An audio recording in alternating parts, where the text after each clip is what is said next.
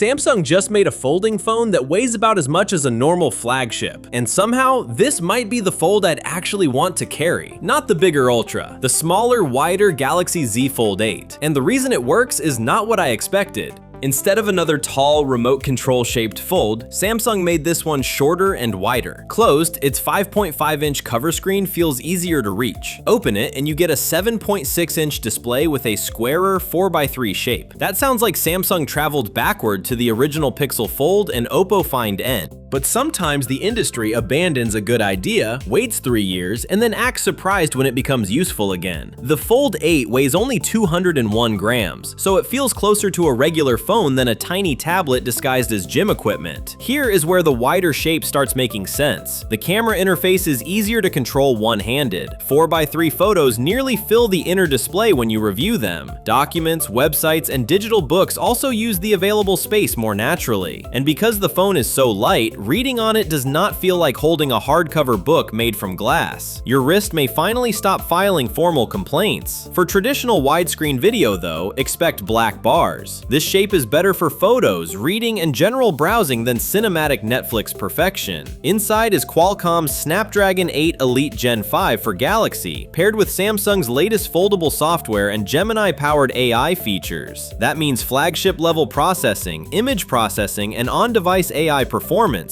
at least on paper. Samsung also improved the folding display with its Flex titanium construction, reduced the visible crease, and added an anti-reflective treatment. The crease has not magically entered another dimension, but during normal content viewing, it is far less distracting than before. But this is clearly not the maximum spec Fold. You get a 4500 mAh battery and 2 rear cameras, a 50 megapixel main camera, and an ultra-wide. There is no dedicated telephoto camera. The Fold 8 Ultra offers a larger screen, a 200 megapixel main camera, more battery capacity, and a layout better suited to aggressive multitasking. The smaller Fold 8 is less of a pocket workstation and more of a premium media companion. And then Samsung reminds us this clever little fold is not actually little money. It starts at $1,899. That is cheaper than the $2,099 Ultra, but still laptop plus phone money. At that price, the hinge should open the phone, answer emails, and emotionally support you through the purchase. But here's the surprise. The Fold 8 may be less powerful as a productivity machine, yet its lighter body, reachable screen, and wider proportions could make it the better everyday foldable. It is not trying to replace your laptop. It is trying to become the first folding phone that does not constantly remind you that it folds. So, which would you choose? The practical wide Fold 8 or the everything maxed out Fold 8 Ultra?